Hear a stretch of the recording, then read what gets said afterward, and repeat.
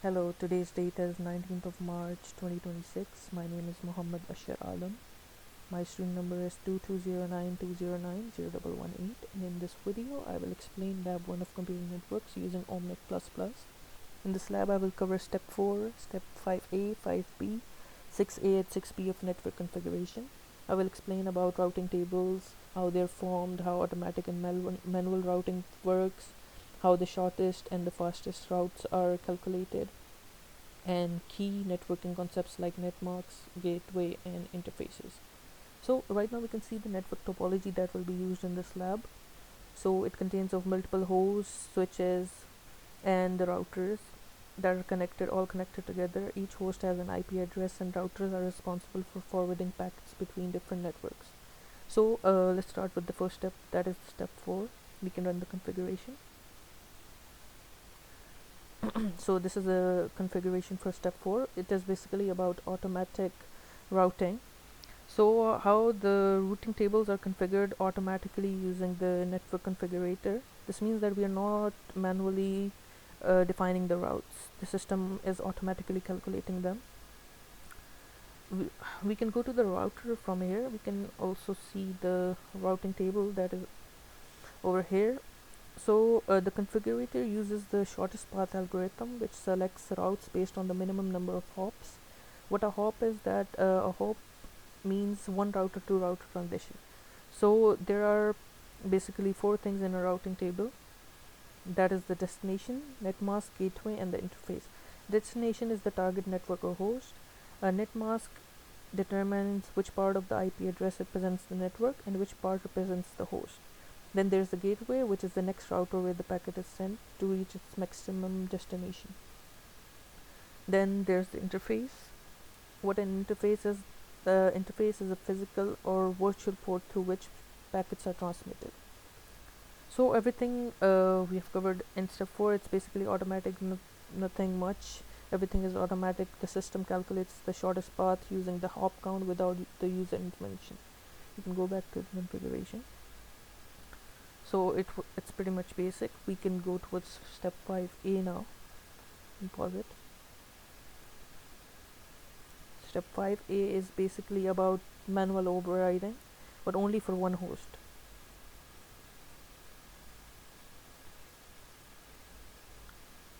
So in step 5a, we override the automatically generated route for a specific host. This means that instead of using the shortest path, we force the packet to follow a manually path that is defined by the user.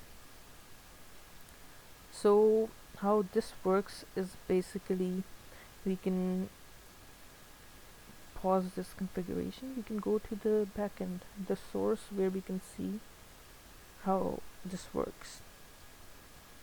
So basically this line over here that I am underlining, this, we are defining the route manually over here. This line overrides the automatically generated route for a specific host. Instead of using the shortest path, the traffic is forced through a manually defined gateway. So manual routes take priority over the automatically generated ones. So just because of this line that we are defining over here, this route that we are defining, this will be the one that will take priority over the automatically generated ones. That's it for the step 5a. This is how it works. So the main difference between step 4 was and 5a is that in step 4 routes are fully automatic, whereas in step 5a we override only one route while keeping the rest automatic. The main sole purpose of this is that this allows us to control the traffic for specific hosts, which is useful for testing or enforcing policies. We can go to step 5b now.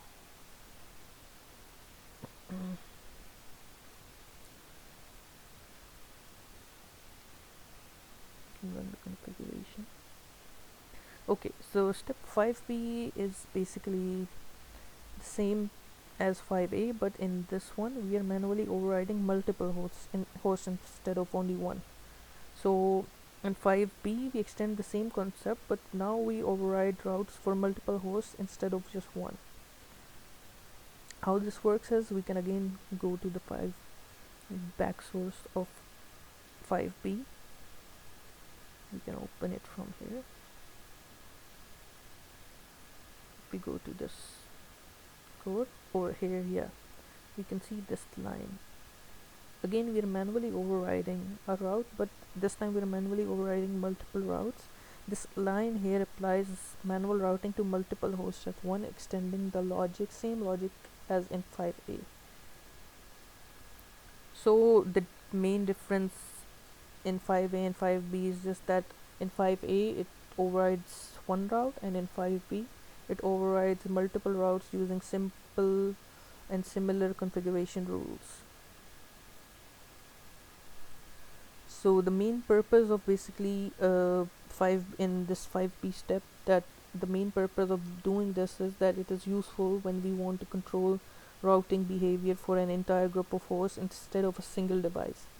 So if we had a single device, step 5a would have been the preferred one, but if we have multiple devices, step 5b is the go-to. Now we can hop on to step 6a. Stop this.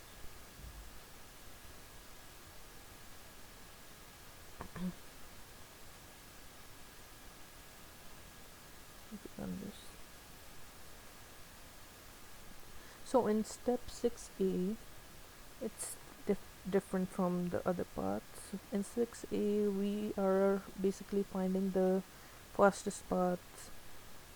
So how this is done is that instead of using hop count, the configurator uses data rate as the metric. This means the system selects the fastest path, not the shortest one. It will choose between the routers which one is the fastest one instead of the shortest one. So how this works is that the algorithm considers link speed. Higher data rate links are preferred even if the path has more hops. How this works is we can go to the source of step 6a.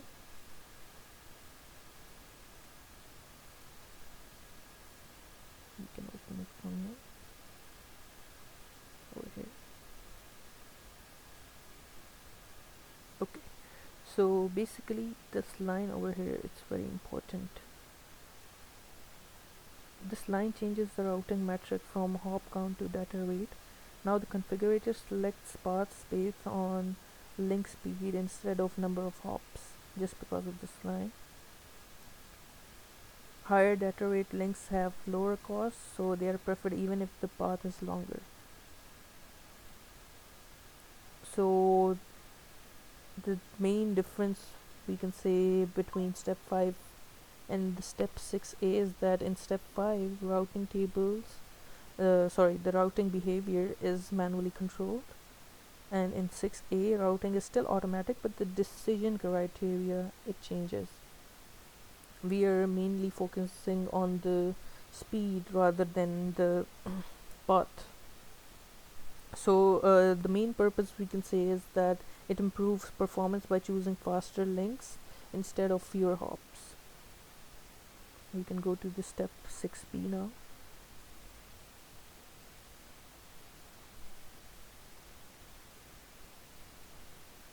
And the configuration. So in step 6b, it's basically a high cost link that we are doing over here. We can see the configuration over here, and then we can hop on to the main explanation of how this is working.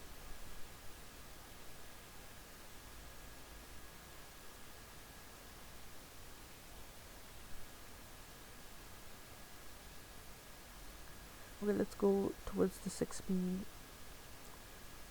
source. So basically this line over here that we see over here, because of this line assigns a high cost to a specific link. As a result, the configurator avoids the link when calculating routes.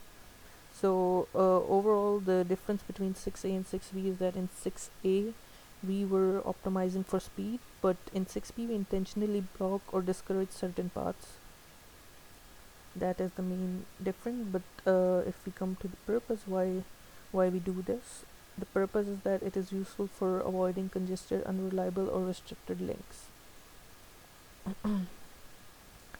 So if we talk about, these were all the steps, we can talk about some additional stuff that I need to explain about.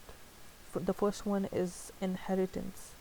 So in Omnet++, inheritance allows configurations to reuse and extend previous settings. Instead of rewriting everything, we define a base configuration and modify only the required parts. So if we go to the steps again, 6A and 6B, sorry, the Omnet code, we go to step 4, and let's suppose we can see these lines over here, that it is extending the code for step 4 in 5A as well. So basically this line shows inheritance. Step 5A inherits all settings from step 4 and only overrides specific parameters. So this is called inheritance. So why it matters a lot is that this reduces redundancy and makes configurations easier to manage. Some more things that I need to discuss about is the shortest path and the fastest path. The shortest path, we can go to the steps again, where we can find the examples. In 6A,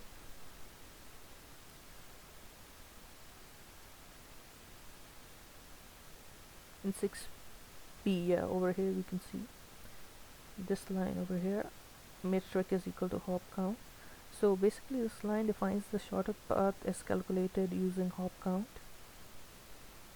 This way we can see that how it can be controlled, where it's controlled, and how we can use it.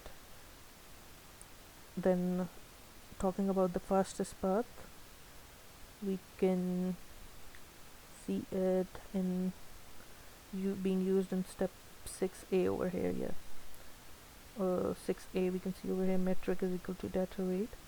This changes the routing decision to fastest path based on the link speed. So yeah, that's all for the lab. In this lab, basically what we learned was that how routing tables are formed automatically and manually, how routing metrics affect path selection, and how different configurations impact network behavior. So that's all for the video. Thank you.